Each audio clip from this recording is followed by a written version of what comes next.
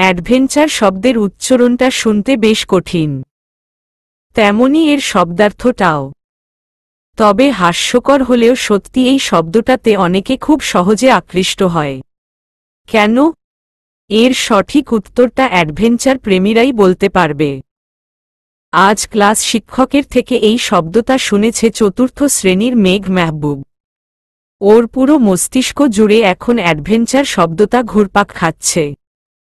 টিচারের কাছে শব্দটার তাৎপর্য শুনেও সে স্পষ্ট বুঝতে পারেনি, অথচ এই শব্দার্থটা ওর জানা চাইই চায়। যতক্ষণ না সে এটা স্পষ্টভাবে বুঝবে, ততক্ষণ ওর স্বস্তি নেই। মেঘ বাসায় ফিরে কাঁধের ব্যাগটা সোফায় ছুঁড়ে দৌড়ে রুমে চলে গেল। কোনোমতে ড্রেস বদলে ছুটল ওর দাভাই রোদ মেহবুবের রুমে। এত বড় বাসায় এই দুটো প্রাণের বসবাস, তাছাড়া আছে বেতনভুক্ত কাজের লোক। রোদ আর মেঘ সম্পর্কে ভাই এবং বন্ধু দুটোই। আজকে রোদ বিশেষ কারণে অফিসে যায়নি, মেঘকে স্কুলে রেখে সে এতক্ষণ বাসাতেই ছিল। ফোন আলাপের মাধ্যমে ওর জরুরি কাজগুলো সম্পূর্ণ করছিল। তখন মেঘ হন্তদন্ত হয়ে রোদের রুমে প্রবেশ করল। রোদকে ব্যস্ত দেখে মেঘ সোফায় বসে মৃদু স্বরে ডাকল, দা ভাই, দা ভাই, আমি কিছু বলতে চাচ্ছি।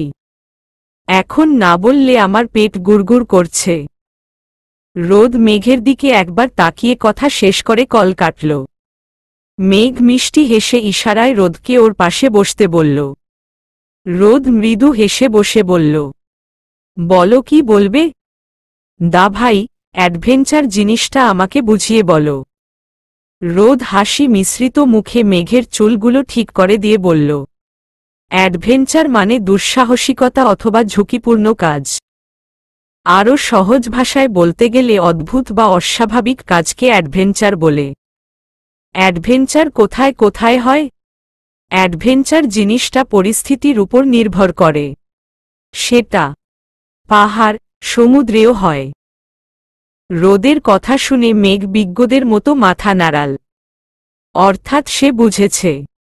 তারপর কিছু একটা ভেবে দাঁত বের করে হেসে বলল, আমি পাহাড়ে যেতে চাই দা ভাই, প্লিজ। রোদ জবাব না দিয়ে ফাইলগুলো গুছিয়ে মেঘকে নিয়ে নিচে গেল। মেঘ বার দুয়ের একই কথা বলল। রোদ শুনেও নিরুত্তর থেকে মেঘকে খাওয়াতে লাগল। মেঘ রোদের এই নীরবতার মানে বুঝে। তাই সে অভিমান করে উঠে বাগানে চলে গেল। রোদ ডাকলেও শুনল না। অগত্যা রোদ উঠে খাবারের প্লেট নিয়ে মেঘের পাশে গিয়ে বসল।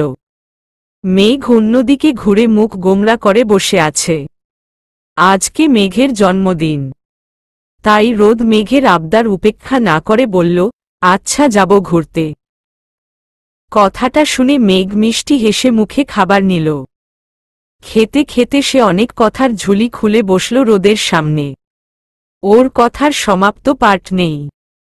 অনবরত একটার পর একটা বলেই যাচ্ছে। রোদ মেঘকে খাইয়ে দিচ্ছে আর হু হা করে উত্তর দিচ্ছে। কথার ঝুলি নিয়ে মেঘ খাবার খেয়ে রোদের সাথে রুমে গেল। তারপর দুই ভাই রেডি হয়ে গাড়ি নিয়ে একসঙ্গে বেরিয়ে গেল। মেঘের জন্মদিনে রোদ বাসায় আয়োজন করে না। মেঘও চায় না। তবে এই দিনে রোদ চারটা কাজ অবশ্যই করে। প্রথমে মেঘকে নিয়ে যায় ওদের বাবা মায়ের কবর জিয়ারত করতে। তারপর যায় এতিমখানায়। সেখানে বাচ্চাদের নতুন পোশাক আর খাবারের আয়োজন সম্পূর্ণ করে। তারপর রাতে বাসায় ফিরে রোদ মেঘকে পায়েস খাইয়ে কপালে উষ্ণ স্পর্শ দেয়। এই কাজটা আগে ওদের আম্মু করতেন। এখন এই দায়িত্বটা রোদ পালন করে। অবশেষে রাতে ঘুমানোর সময় মেঘ রোদের কাছে একটা আবদার করে। আর রোদ হাসি মুখে সেই আবদারটা পূরণ করে। আজকে মেঘ সেই সুযোগটায় কাজে লাগিয়েছে। সে বুদ্ধি করেই আবদার করেছে পাহাড়ে যাওয়ার। ছোট হলেও ওর বুদ্ধি বেশ টনটনা। সে জানত দাভাই আজ ওর আবদার ফেলবে না। তাই তার এত ছলাকলা। আর রোদও ভাইয়ের মুখে হাসি ফুটাতে সহজেই রাজি হয়ে গেছে। কারণ ওর কাছে মেঘের খুশির থেকে বড় কিছু আর নেই। প্রতিবারের মতো আজও ওরা সারাদিনের কার্যক্রম শেষ করে বাসায় ফিরেছে। এখন দুই ভাই শুয়ে গল্প করছে। মেঘ রোদের পেটের উপর পা তুলে চিন্তিত সুরে বলল, দা ভাই, রাতে ঝড়ে আমার ছাদ উড়ে গেলে কি হবে?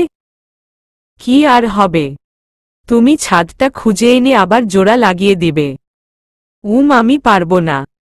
কথাটা বলে মেঘ এক নাগারে বকবক করতে লাগল। রোদ চুপ করে ওর কথাগুলো শুনছে। রাত প্রায় 12:30টার দিকে মেঘ বকতে বকতে ঘুমিয়ে গেল। রোদ উঠে মেঘকে সুন্দর করে শুইয়ে নিজেও চোখজোড়া বন্ধ করে নিল। তখন ওর চোখের কোণা বেয়ে কয়েক ফোঁটা অশ্রু গড়িয়ে পড়ল। আজকের দিনে ওরা বাবা মাকে হারিয়েছিল। উনারা একসঙ্গে গ্যাস সিলিন্ডার বিস্ফোরণে মারা গেছেন। আজকের দিনটা যেমন আনন্দের তেমনই কষ্টেরও। রোদের বর্তমানে বেঁচে থাকার একমাত্র অবলম্বন মেঘ। গত 2 বছর ধরে মেঘকে কিভাবে সামলেছে শুধু সেই জানে। একদিকে ছোট্ট মেঘ, পড়াশোনা, অফিস, শত কষ্ট হলেও সে সবটা সামলে উঠতে পেরেছে। তবে এত কিছুর ভিড়ে ওর হাসিটা কোথায় যেন হারিয়ে গেছে। স্বপ্নটাও অনাদরে পথ হারিয়েছে। শখের গিটারটারও ঠাঁই হয়েছে ধুলোময়লাযুক্ত স্টোররুমে। এখন প্রাণবন্ত ছেলেটার মাঝে গম্ভীরতা এসে ভর করেছে। সে শুধু মেঘের কাছে বেস্ট দা ভাই। তাছাড়া সবার কাছে গম্ভীর, রাগী এবং কঠিন চরিত্রের মানুষ। বর্তমানে রোদ পড়াশোনা শেষ করে নিজেদের ব্যবসা দেখাশোনা করছে। ওর বাবার কষ্টে তৈরি ব্যবসার হাল ধরেছে। মেঘের সঙ্গে ওর দুষ্টুমি, খুনসুটি, আদর, শাসন আর ব্যস্ততা নিয়ে ওর সময়গুলো অতিবাহিত হচ্ছে। পরের দিনের সকালটা মন ভালো করার মতো একটা সকাল।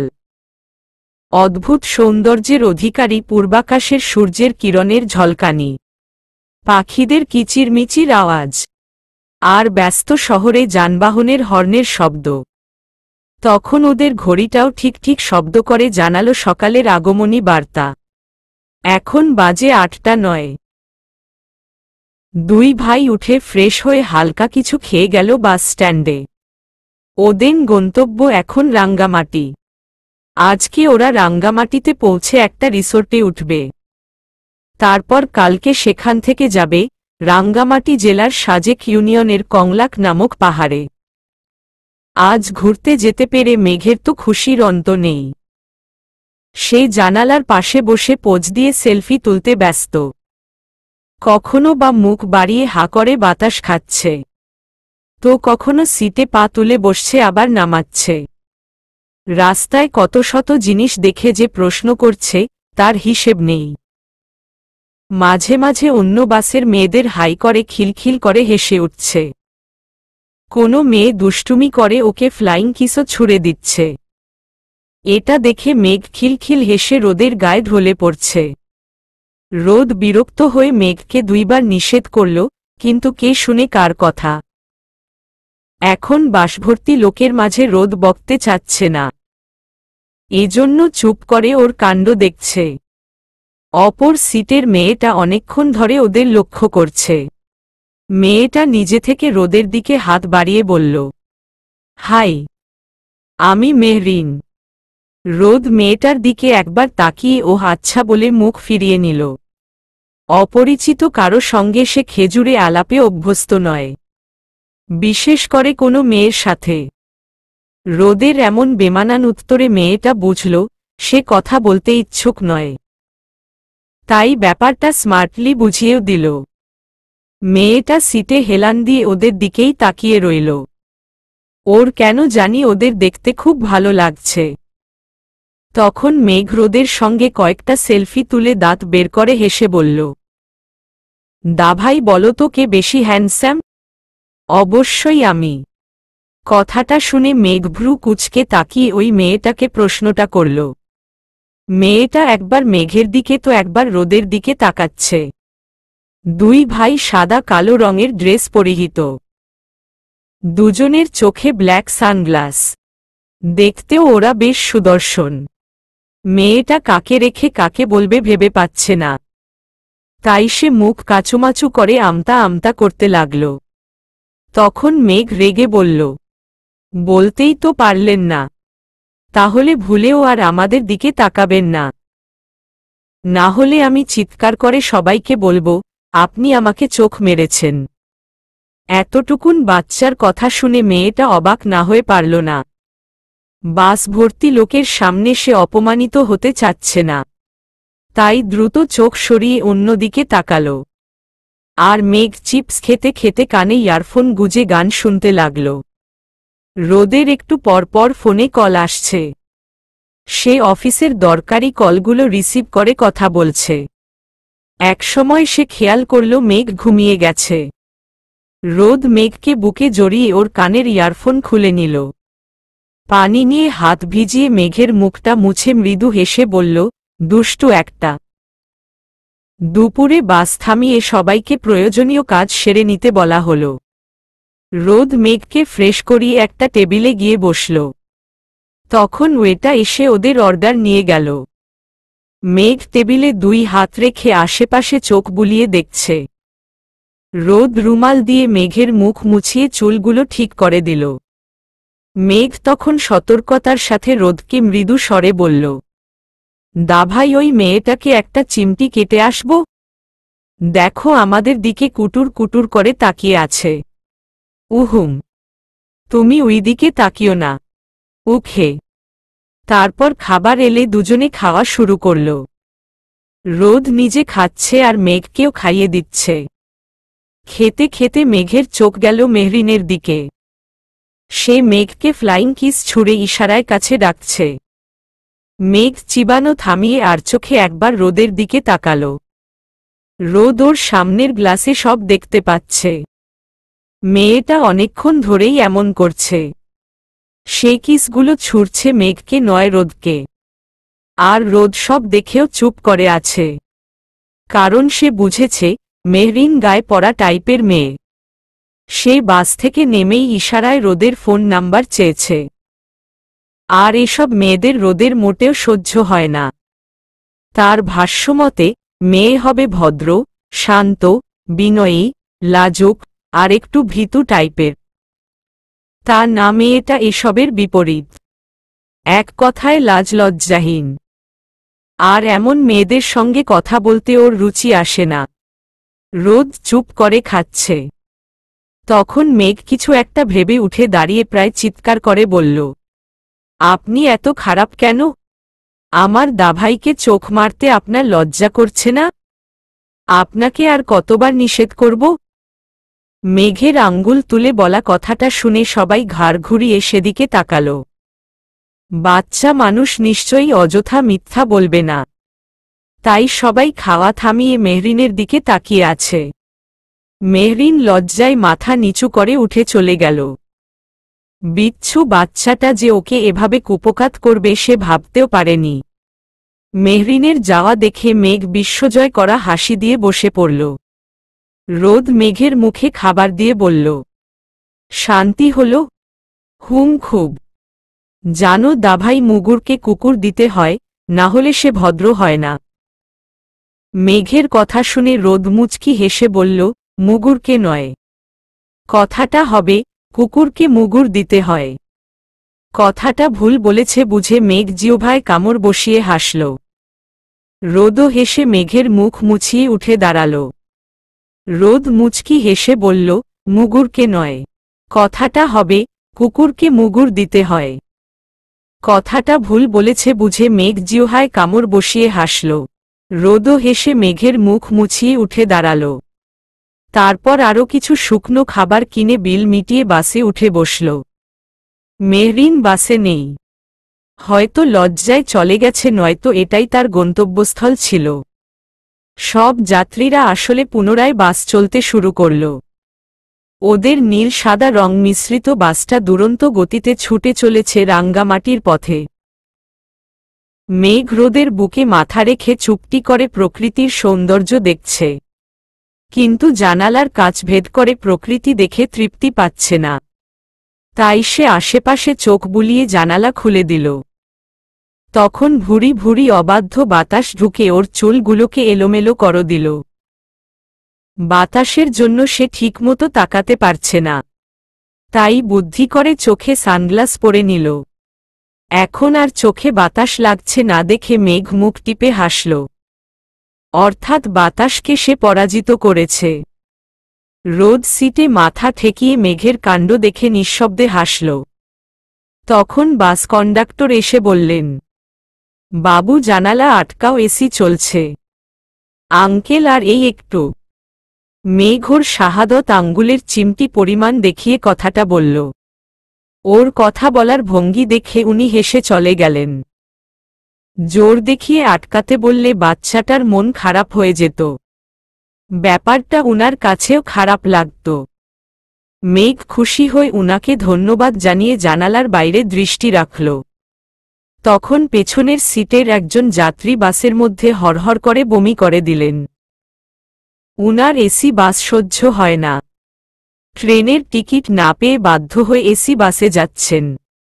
তাছাড়া উনি কিছুক্ষণ আগে পেট পুরো মাছ ভাত খেয়েছেন, সাথে মিষ্টি, মালাই চা এবং পানটাও বাদ রাখেননি। ভরপেট খেয়ে বাসের ঘাকুনিতে অবশেষে যা হওয়ার তাই হল। মেঘ সেদিকে ঘুরতে গেলে রোদ ওকে নিষেধ করে কানে ইয়ারফোন গুজে দিল। কয়েক সেকেন্ডের মধ্যেই মেঘ কান থেকে ইয়ারফোন খুলে বলল, জানো দা ভাই, কুকুররা খুব মজা করে বমি খায়। আমি পরশুদিন কোচিং থেকে ফেরার পথে দেখেছি। ঘুমাও। রোদ ছোট থেকেই কারো বমি দেখতে পারে না। কেউ বমি করলে সে 10 হাত দূরে থাকে, নয়তো কাল ক্ষণ ভুলে সেও বমি করে দেয়। কিন্তু মেঘ হয়েছে তার বিপরীত। কারো বমি দেখলে ওর কিচ্ছু হয় না, বরং সে ব্যাপারটা বোঝার চেষ্টা করে, কেন বমি করছে। বমি করতে কষ্ট হচ্ছে নাকি, নিজের শরীরে বমি করছে নাকি অন্যের শরীরে। এজন্য রোদ মেঘকে থামাতে ঘুমাতে বলল, না হলে সে এখন বমি নিয়ে গবেষণা করা শুরু করত। ওই মহিলা বমি করে ঢকঢক করে পানি খেয়ে আবার বমি করলেন। বাসের কন্ডাক্টর বিরক্ত হয়ে সেদিকে একবার তাকিয়ে চোখ সরিয়ে নিলেন। এখন এসব আবার পরিষ্কার করাতে হবে।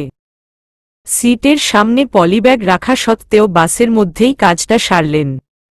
কেউ আর সেদিকে ভ্রুক্ষেপ না করে, যে যার মতো বসে রইল।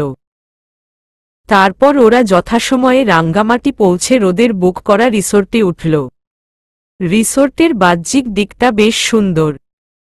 ভেতরটাতে হরেক রকম লাইটের ঝলকানিতে অন্যরকম এক সৌন্দর্য সৃষ্টি করেছে, আর দেখতেও দারুণ লাগছে। রোদ দোতলার একটা রুমে প্রবেশ করে চারিদিকে চোখ বুলাল।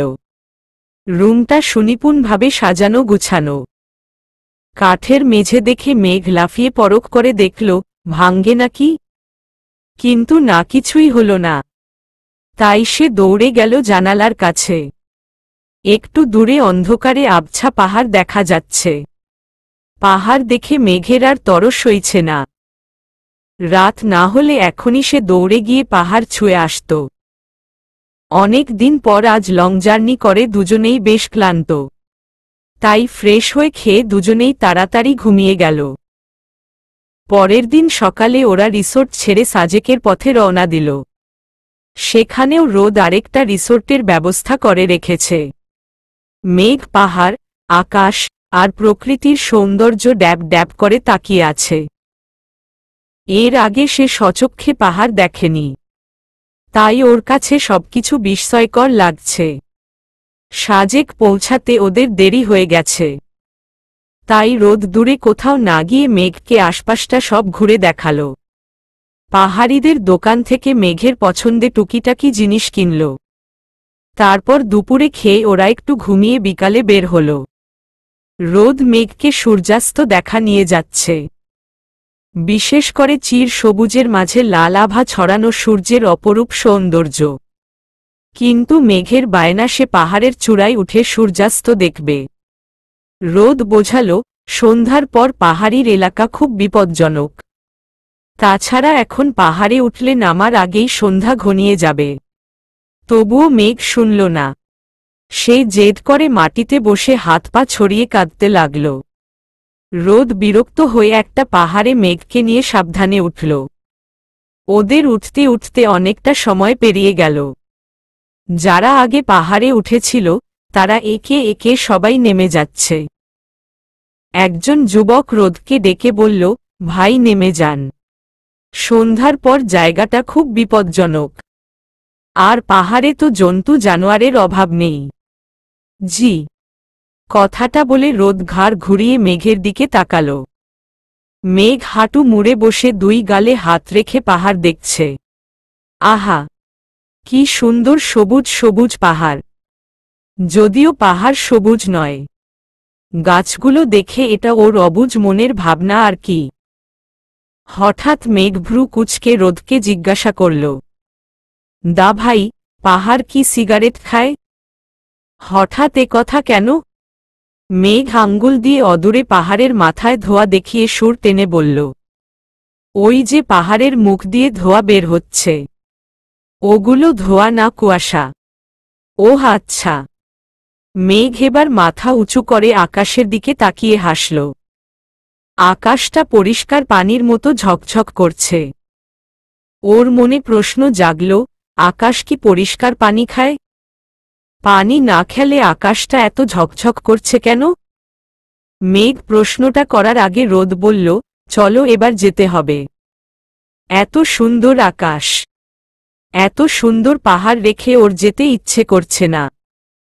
তাই সে শক্ত হয়ে সেভাবেই বসে রইল। রোদ মেঘের হাত ধরে টানছে কিন্তু মেঘ কিছুতেই উঠছে না। তার একই কথা, সে যাবে না। রোদ টানার ফলে মেঘ মাটিতে ছেঁচড়ে যাচ্ছে, তবুও উঠতে চাচ্ছে না। এই জায়গাটা ওর বেশ পছন্দ হয়েছে। ওর খুব করে ইচ্ছে করছে এখানে একটা ঘর বানিয়ে সারা জীবন থেকে যেতে। তাহলে রোজ অনিচ্ছা সত্ত্বেও স্কুল কোচিংয়ে যেতে হবে না, পড়াশোনার ঝামেলা পোহাতে হবে না। আহা, পড়াশোনা না থাকলে কতই না ভালো হতো। এদিকে সবাই একে একে পাহাড় থেকে নেমে গেছে। এখন শুধু ওরা দুজনই আছে। রোদ আশেপাশে তাকিয়ে মেঘকে বোঝাতে আদর দিয়ে বলল, ভাই আমরা আবার কালকে আসব। সন্ধ্যার পর এখানে গরিলা আসে। না না, তুমি শুধু শুধু আমাকে ভয় দেখাচ্ছ।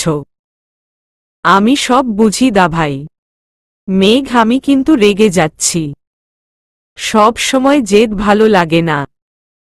রোদ বকছে দেখে মেঘ ছলছল করে তাকিয়ে মাথা নিচু করে নিল। ততক্ষণে ধীরে ধীরে চারদিকে অন্ধকার ঘনিয়ে এসেছে। ঘন জঙ্গলের কারণে পাহাড়ের বুকে খুব তাড়াতাড়ি সন্ধ্যা নামে। অদূরে বুনো বাদুড়ের দল চ্যাঁচ্যাঁ শব্দ করে গাছের ডালে উল্টো করে ঝুলছে। পাশের জঙ্গল থেকে ঝিঝি পোকার ডাক ভেসে আসছে। দিনের আলো বিদায় নিয়ে রাতের আধারের খেলা শুরু। পাহাড়ের সবুজ সবুজ গাছগুলো ধীরে ধীরে ঘন আধারে ডুবে যাচ্ছে। রোদ ঠিক এই ভয়টাই পাচ্ছিল। তবুও সে সাহস করে মেঘকে নিয়ে সামনে এগিয়ে গেল। অন্ধকার দেখে মেঘ গুটি গুটি পায়ে রোদের সাথে হাঁটতে লাগল। রোদকে চুপ থাকতে দেখে মেঘ হাঁটতে হাঁটতে করুণ সুরে বলল, সরি দা ভাই, আমি আর জেদ করব না।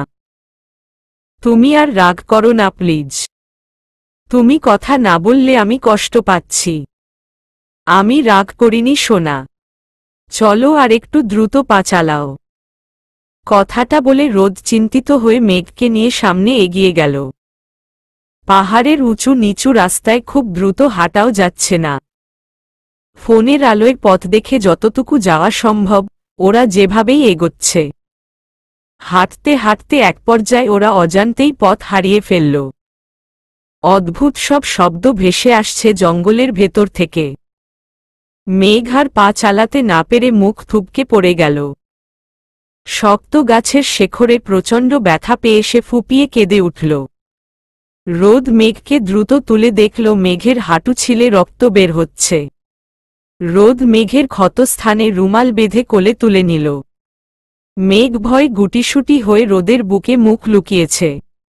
অজানা ভয় রোদের বুকটাও দুরুদুরু কাঁপছে। বেশ কিছুক্ষণ হাঁটার পর আচানক রোদের ফোনটা বন্ধ হয়ে গেল। মেঘ আরও শক্ত করে রোদকে আঁকড়ে ধরল। রোদ অনেক চেষ্টা করেও ফোনটা আর অন করতে পারল না। চারিদিকে ঘুটঘুটে অন্ধকার, আর এক পা ফেলারও বুদ্ধি নেই। কালো মেঘের আড়ালে আকাশটাও মুখ লুকিয়েছে। ঘন অন্ধকার আর আকাশ দেখে মনে হচ্ছে আজ ঘোর অমাবস্যা। অন্ধকার যেন চাঁদের সবটুকু আলো গোগ্রাসে গিলে ফেলেছে। রোদ আর দিশা না পেয়ে মেঘকে নিয়ে ওখানেই বসে পড়ল। মেঘ রোদের বুকে মাথা ঠেকিয়ে চোখ বন্ধ করে দুই হাত দিয়ে মুখ ঢেকে আছে। ওর অন্ধকারে থাকার অভ্যাস নেই।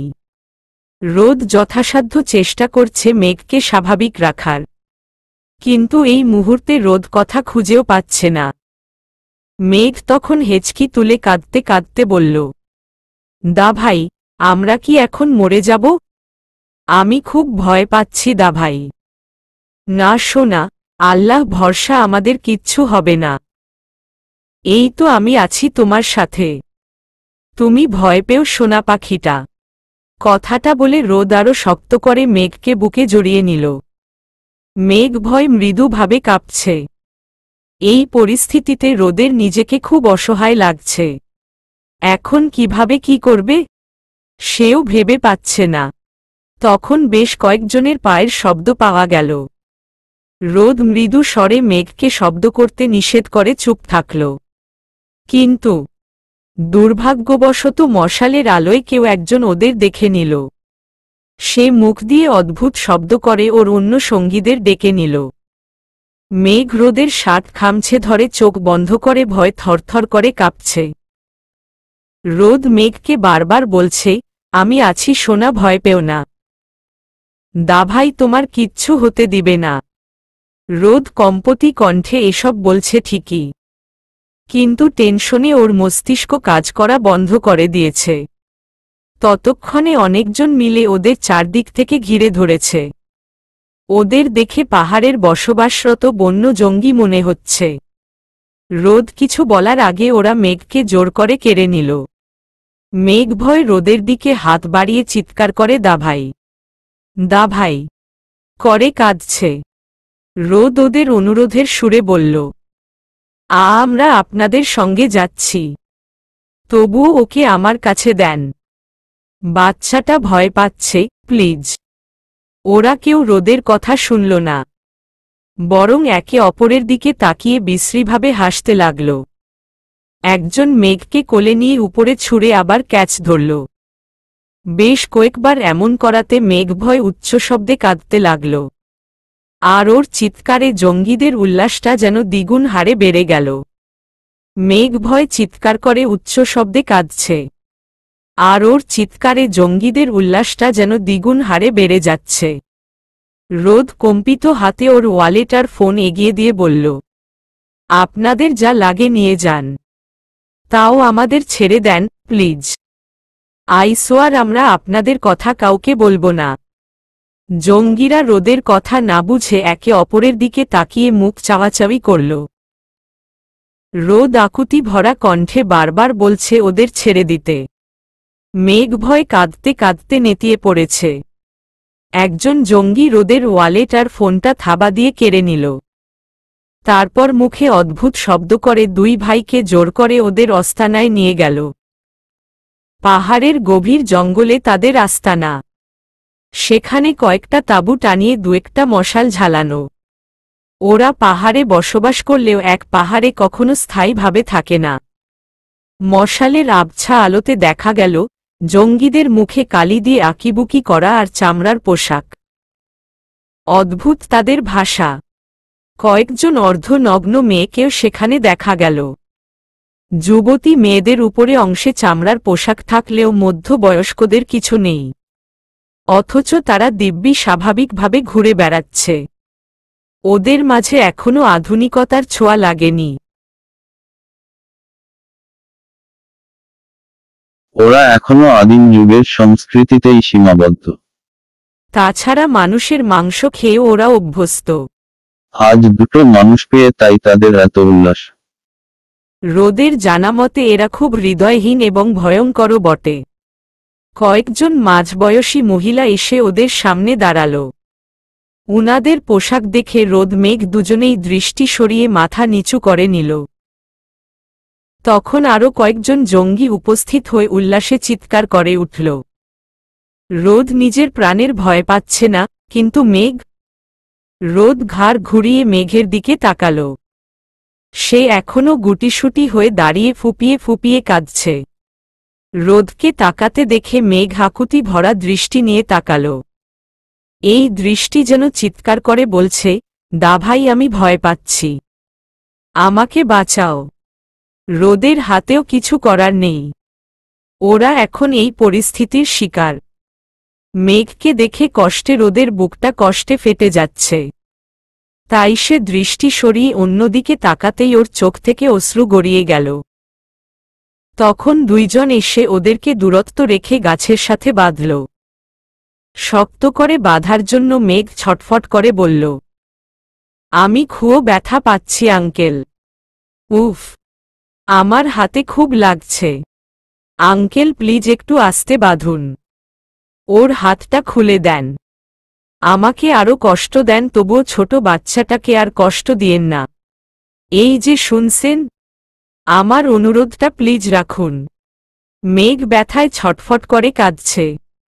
জঙ্গি দুটো ওদের কথা বুঝতে না পেরে শব্দহীন পায়ে চলে গেল। ব্যথার চোটে মেঘের কান্নার বেগ বাড়তে লাগল। মেঘকে কাঁদতে দেখে একটা মেয়ে এসে সজোরে মেঘের গালে থাপ্পড় বসিয়ে দিল। রোদের বুকটা মোচড় দিয়ে উঠল। সে কোনোদিন ভুলেও মেঘকে ফুলের টোকা দেয়নি, আর আজ ওর সামনে ওর কলিজাটার গায়ে মেয়েটা হাত তুলল। রোদ আদুরে সুরে বারবার মেঘকে কাঁদতে নিষেধ করছে। শক্তপোক্ত হাতের থাপ্পড়ে মেঘের গালে 5 আঙুলের দাগ বসে গেছে। মনে হচ্ছে ফর্সা গাল থেকে এক্ষুনি রক্ত গড়িয়ে পড়বে। মেঘের কান্না থামছে না দেখে মেয়েটা মেঘের মুখে গাছের পাতা গুজে দিল। মেঘ বমি করতে গেলে মেয়েটা আরো জোর করে মুখে পাতা ঢুকিয়ে দিচ্ছে। মেঘ এবার ছটফট করলে মেয়েটা শক্ত করে মেঘের নাক চেপে ধরল। নিঃশ্বাস নিতে না পেরে মেঘ অস্থির হয়ে কাটা মুরগির মতো দাপাদাপি করতে লাগল। রোদ মেয়েটাকে বারবার অনুরোধ করছে ওকে ছেড়ে দিতে, কিন্তু সে শুনছে না। রোদ এক পর্যায়ে অসহায় হয়ে অঝরে কাঁদতে লাগল। ওর কলিজাটার কষ্ট সে আর দেখতে পাচ্ছে না। নিঃশ্বাস না পেয়ে মেঘের চোখ উল্টো প্রাণ যায় যায় অবস্থা। মেয়েটা মেঘের নাক ছেড়ে গাল চেপে ধরে শাসিয়ে চলে গেল। মেঘ মুখে পাতা নিয়ে অস্পষ্ট সুরে কি যেন বলছে। ওর চোখ দুটো ধীরে ধীরে বন্ধ হয়ে আসছে। মেঘের করুণ অবস্থা দেখে রোদ ছটফট করে অসহায় কণ্ঠে বলল, মেঘ, মেঘ সোনা, আমার কলিজাটা, ভাই একটু তাকাও আমার দিকে। এই মেঘ, দাভাই তোমাকে ডাকছে, শুনবে না তুমি? আমি কষ্ট পাবো তাহলে? এই মেঘ। মেঘের শরীর ধীরে ধীরে অসাড় হয়ে আসছে। ভয় ওর মস্তিষ্কে অক্সিজেনের পরিমাণ কমে জ্ঞান হারানোর উপক্রম। রোদ ব্যাকুল হয়ে মেঘকে বারবার ডাকছে, কিন্তু মেঘের কোনো সাড়া শব্দ নেই। তখন একটা মেয়ে এসে রোদের পায়ের কাছে বসে পড়ল। তারপর আস্তে আস্তে উঠতে উঠতে লাগল। মেয়েটা শ্বাস টেনে রোদের শরীরের গন্ধ নিচ্ছে। রোদ রাগ, ক্ষোভ, বিরক্ত আর অসহায়ত্ব নিয়ে অন্যদিকে মুখ ঘুরিয়ে নিল। মেয়েটা ওর সাথে অদ্ভুত আচরণ করছে। শরীরে হাত বুলিয়ে দিচ্ছে, কখনো বা শার্টের কলার টেনে গলায় মুখ ডুবিয়ে দিচ্ছে, আবার কখনো বিশ্রী হেসে রোদের ঠোঁটে আঙ্গুল বুলিয়ে দিচ্ছে।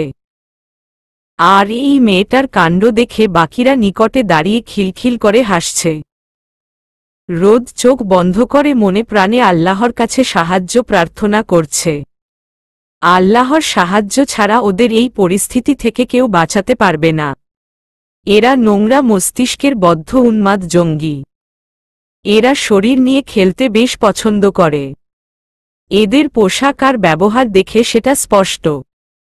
তাছাড়া এরা মুসলিম ধর্মের নয়, এটাও নিশ্চিত। মেয়েটা রোদের শার্টের বোতাম খুলতে গেলে রোদ অনবরত নড়ে বাধা সৃষ্টি করল। মেয়েটা রেগে নাক ফুলিয়ে শক্ত করে রোদের চুল খামচে ধরল। রোদ প্রচণ্ড ব্যথা পেলেও টু শব্দ করল না। রোদের জেদ দেখে মেয়েটা হেসে রোদের গালে ঠোঁট বুলাল। তারপর দাঁড়িয়ে থাকা মেয়েদের দিকে একবার তাকিয়ে শক্ত করে রোদের দুই চিবুক ধরে ঠোঁট স্পর্শ করল। তাৎক্ষণিক রোদ ওর ঘাড় ঘুরিয়ে বমি করতে লাগল। মেয়েটা দাঁতে আর ঠোঁটে কালো কি সব লেগে আছে, আর সেটা থেকে বিশ্রী একটা পচা গন্ধ আসছে। গন্ধটাতে রোদের পেটের নাড়িভুড়িও মোচড় দিয়ে উঠছে। জঙ্গি মেয়েরা কালো জিনিসটা লিপস্টিক হিসেবে ব্যবহার করে, আর এটা বন্য শূকরের কলিজা বেটে রোদে শুকিয়ে তৈরি করা হয়। রোদে শুকানো পর কালো হয়ে গেলে ওরা ঠোঁটে লাগায়, এবং মনে করে এটা ঠোঁটে লাগালে পুরুষরা খুব সহজে ওদের প্রতি আকৃষ্ট হয়, কারণ ওদের জাতের পুরুষরা এটার জন্য পাগল। কিন্তু রোদের বমি করা দেখে মেয়েটা প্রচণ্ড বিরক্ত হয়ে চলে গেল। তখন আরেকজন এসে মেঘের প্যান্ট খুলতে লাগল। মেঘ ছটফট করে উম শব্দ করে মাথা নাড়িয়ে নিষেধ করছে, কিন্তু সে শুনল না, বরং পাত্র এগিয়ে ইশারায় মেঘকে প্রস্রাব করতে বলল। রোদ কিছু বলার ভাষা খুঁজে পাচ্ছে না। মেঘ প্রস্রাব করছে না দেখে মেয়েটা রেগে একটা থাপ্পড় মারল।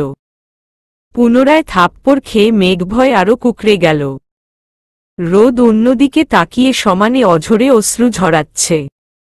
নিজেকে এতটা অসহায় ওর কখনো লাগেনি। মেঘ চোখ বন্ধ করে প্রস্রাব করলে সেটা নিয়ে মেয়েটা চলে গেল। ওরা মদের সঙ্গে বাচ্চাদের প্রস্রাব মিশিয়ে পান করে। ওদের ভাষ্যমতে বাচ্চা হচ্ছে ঈশ্বরের আরেকটা রূপ, তাই বাচ্চাদের প্রস্রাবও খুব পবিত্র। তাছাড়া বাচ্চাদের প্রস্রাব খেলে নাকি শরীরের উন্মাদনা বৃদ্ধি পায় এবং দীর্ঘদিন ধরে কামশক্তি ধরে রাখা যায়। ওদের প্রস্রাব খাওয়া দেখে দুই ভাই আবার বমি করতে লাগল।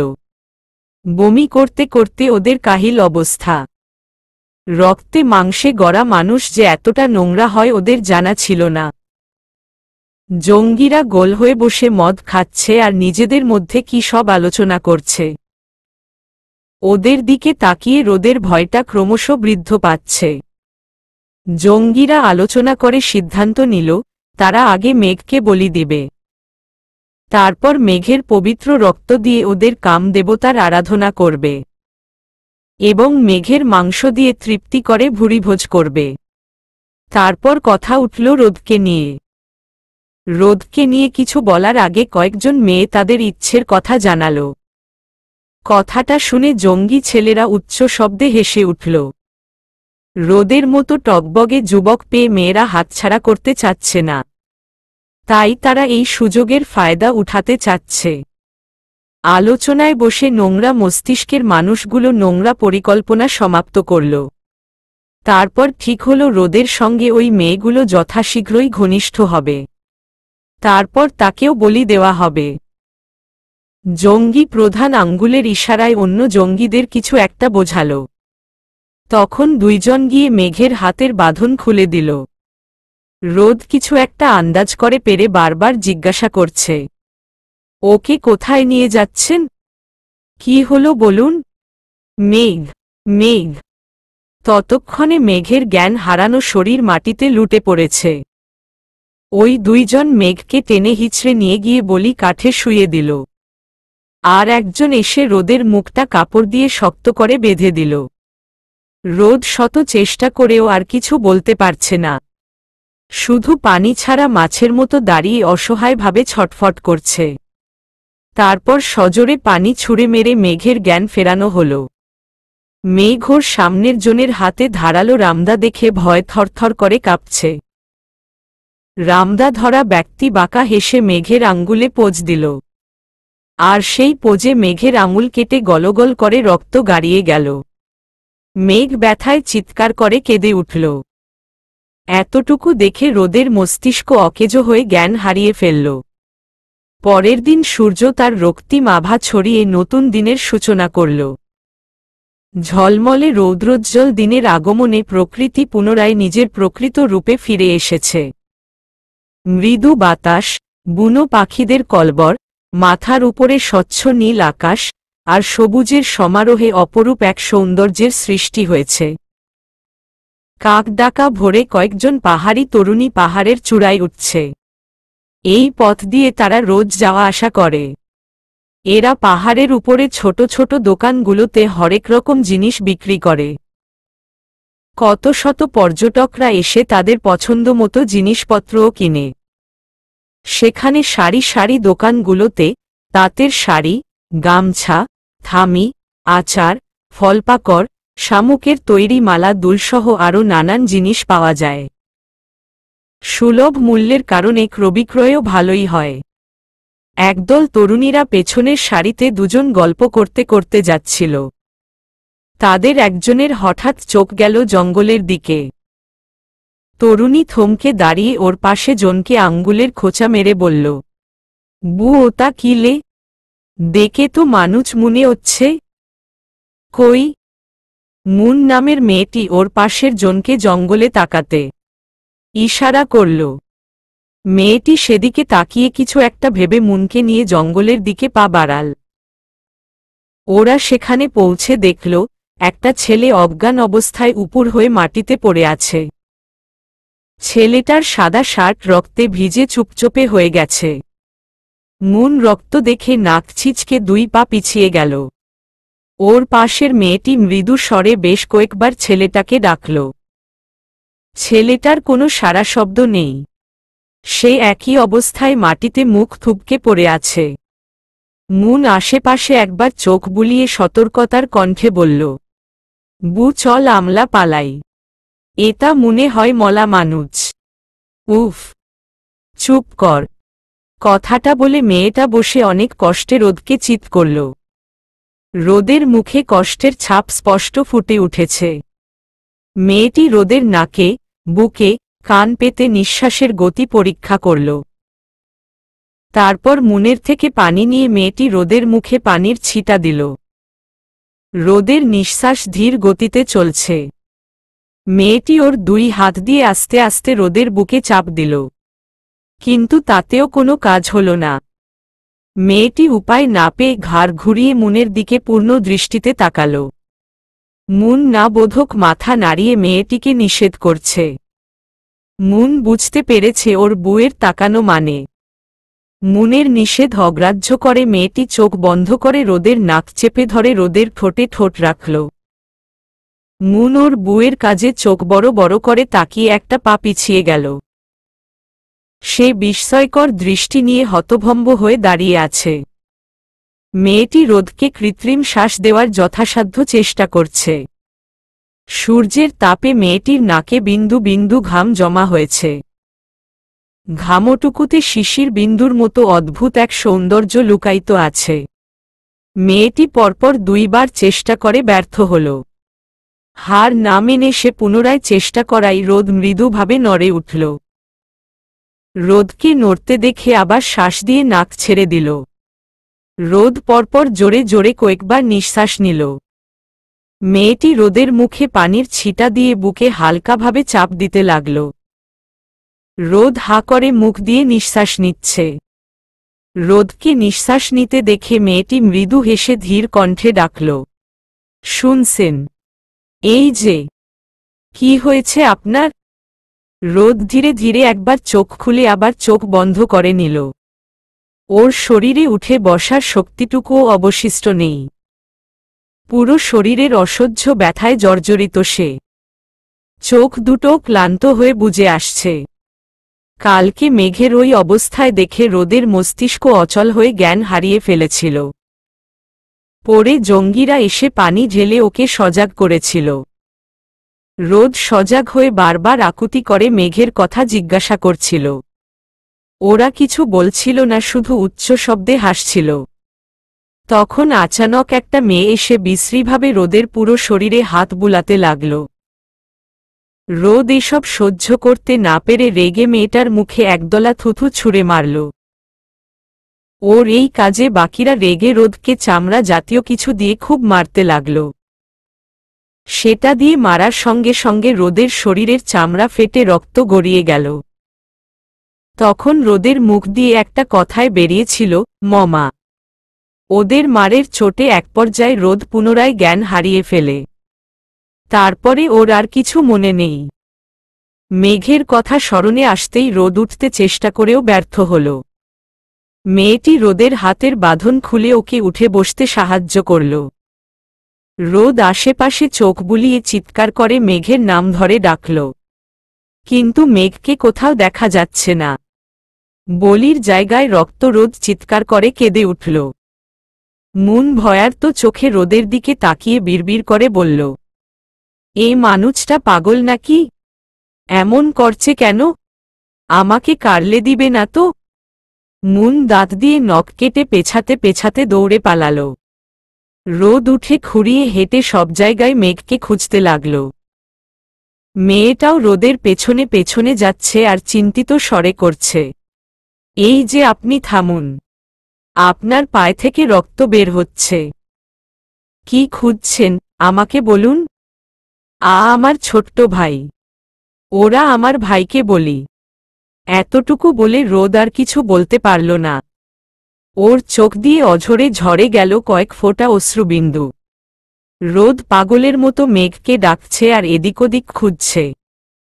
ওর শরীরে অসহ্য ব্যথা নিয়েও আপ্রাণ চেষ্টা করছে মেঘকে খোঁজার। অজানা একটা ভয় রোদের বুকটা দুরুদুরু কাঁপছে। সে মনে প্রাণে আল্লাহর কাছে প্রার্থনা করছে, ওর নিষ্ঠুর মন যেটা ভাবছে সেটা যেন না হয়। মেয়েটাও রোদের সঙ্গে বলির স্থানে গিয়ে দেখল সেখানে কিছু নেই, তবে কারো রক্ত পড়ে আছে। আর রক্ত দেখে মনে হচ্ছে কাউকে জবেহ করা হয়েছে। রোদ থম মেরে কিছুক্ষণ দাঁড়িয়ে একটু দূরে একটা বস্তা দেখতে পেল। সে কিছু একটা ভেবে বস্তুয়া খুলে দেখল পচা শকুরের মাংস। পচা মাংসের গন্ধে সে পেট চেপে ধরে বমি করতে লাগল। সেই গন্ধে বমির সাথে ওর নাড়ি ভুঁড়ি বেরিয়ে আসার উপক্রম। খালি পেটে বমি করা যে কত কষ্টকর সে হাড়ে হাড়ে টের পাচ্ছে। মেয়েটি দৌড়ে গিয়ে পানি এনে রোদের দিকে পানি এগিয়ে দিল। রোদ কুলি করে চোখে মুখে পানি দিয়ে ওখানে ধপ করে বসে পড়ল। ওর শরীরটা আর চলছে না। এখন নিজের শরীরের ভারটুকুও ওর অসহ্য লাগছে। সে খুব করে চাচ্ছে এই মুহূর্তে মৃত্যু এসে ওর দুয়ারে করা নাড়ুক। ওর প্রাণ পাখিটা উড়ে যাক অচেনা এক পথের বাঁকে। সে সাদরে গ্রহণ করতে চাচ্ছে ওর মৃত্যুটাকে। কারণ মেঘকে ছাড়া ওর বাঁচার ইচ্ছেটুকু যে এখানেই শেষ। রোদের দিক থেকে চোখ সরাতেই মেয়েটার চোখ পড়ল বস্তার পাশে থাকা রক্তের ফোঁটার দিকে। সেই রক্তের ফোঁটা অনুসরণ করে জঙ্গলের দিকে কয়েক ধাপ এগিয়ে গেল। তারপর কিছুদূর যেতেই দেখতে পেল একটা ফুটফুটে বাচ্চার অর্ধ শরীর মাটিতে পুঁতে রাখা। বাচ্চাটার শুধু মাথাটুকু বেরিয়ে আছে আর বুক অবধি মাটি দিয়ে ঢাকা। মেয়েটা চিৎকার করে রোদকে বলল, এই যে শুনছেন, এখানে আসুন। এখানে একটা বাচ্চাকে পেয়েছি। কথাটা শুনে রোদ দ্রুত পায়ে হেঁটে সেখানে গেল। মেঘের এই অবস্থা দেখে রোদ পাগলের মতো হাত দিয়ে মাটি সরাতে লাগল। মেয়েটিও রোদের সাথে হাত লাগল। তারপর দুজনে মিলে অনেক কষ্টে মেঘকে উদ্ধার করল। রোদ মেঘকে বুকে জড়িয়ে পাগলের মতো কাঁদতে কাঁদতে বলল, ভাই, এই ভাই, মেঘ আমার সোনাটা কথা বল। দাভাই ডাকছে তো কলিজাটা উঠো। এই মেঘ আমার কথা শুনতে পাচ্ছিস? এই মেঘ, মেঘ। মেঘের সারা শব্দ নেই। মেয়েটি পানি এনে মেঘের মুখে ছিটা দিয়ে বলল, ওর মুখে দ্রুত কৃত্রিম শ্বাস দেন। ধীর গতিতে এখনো ওর শ্বাস চলছে। মেঘের এই অবস্থা দেখে রোদের মাথা কাজ করছে না। মেয়েটি ওকে ধাক্কা দিয়ে পুনরায় একই কথা বলল। রোদ নিজেকে সামলে মেঘের নাক চেপে কৃত্রিম শ্বাস দিতে লাগল। আর মেয়েটি মেঘের বুকে ধীরে ধীরে চাপ দিতে লাগল। এক পর্যায়ে মেঘের শরীর মৃদুভাবে কেঁপে উঠল। মেয়েটি মেঘের মুখে পানির ছিটা দিয়ে ডাকতে লাগল। মেঘ ধীরে ধীরে তাকিয়ে চোখ বন্ধ করে আবার তাকাল। রোদকে দেখে মেঘ মৃদু স্বরে বলল, দাদা দাভাই কষ্ট হচ্ছে। এই তো আমি সোনা। তাকাও তাকাও আমার দিকে। মেঘ আবার চোখ বন্ধ করে নিয়েছে। রোদ মেঘের গালে হাত রেখে আদুরে সুরে ডেকে যাচ্ছে। মেঘের অসার শরীর মেঘের বুকে লেপ্টে আছে। মেয়েটি জানে এই জায়গাটা ওদের জন্য নিরাপদ নয়। তাই সে রোদকে বলল, পাহাড়ের নিচে আমার বাড়ি। আপনারা আমার বাড়িতে চলুন, এই জায়গাটা কারোর জন্যই নিরাপদ নয়। কথাটা শুনে রোদ আর কিছু ভাবল না। সে রক্তাক্ত এবং ব্যথাযুক্ত শরীরে মেঘকে কোলে তুলে নিল। মেয়েটি ওর ব্যাগ নিয়ে ওদের সামনে সামনে হাঁটতে লাগল। রোদ অনেক কষ্টে মেঘকে কোলে নিয়ে নিচে নেমে ধীর পায়ে এগিয়ে গেল পাশের পাহাড়ের দিকে। মেয়েটির বাড়ি পাশের ছোট একটা পাহাড়ের নিচে। বাঁশ, টিন আর ছনের তৈরি ছোট একটা বাড়ি। মেয়েটি রুমে দরজা খুলে মেঘকে খাটে শুয়াতে বলে গেল পানি আনতে। রোদ অতি সাবধানে মেঘকে খাটে শুইয়ে দিল। মেয়েটি বালতিতে পানি এনে মেঘের মাথায় পানি ঢেলে শরীর মুছিয়ে দিল। রোদ অশ্রু ঝরিয়ে আদুরে সুরে মেঘকে ডাকছে আর হাত পা তেল দিয়ে মালিশ করছে। বেশ কিছুক্ষণ পর মেঘ ধীরে ধীরে স্বাভাবিক হয়ে ভয়ার্ত কণ্ঠে, দা ভাই বলে চিৎকার করে উঠল। রোদকে ওর সামনে দেখে মেঘ ভয় রোদের বুকে হামলে পড়ল। দুজন ভাই একে অপরের জড়িয়ে ধরে অঝরে কাঁদতে লাগল। ওদের কান্না দেখে মেয়েটিও নিঃশব্দে কাঁদতে লাগল। মেঘ রোদের বুকে মুখ লুকিয়ে শব্দ করে কেঁদে অস্পষ্ট স্বরে বলছে, দা ভাই, দা ভাই, ওরা আমাকে খুব কষ্ট দিচ্ছে দা ভাই। বাঁচাও আমাকে, বাঁচাও। এই তো আমি সোনা। কিচ্ছু হবে না তোমার। এই তো আমি, তাকাও, দেখো দাভাই তোমার সঙ্গে আছি।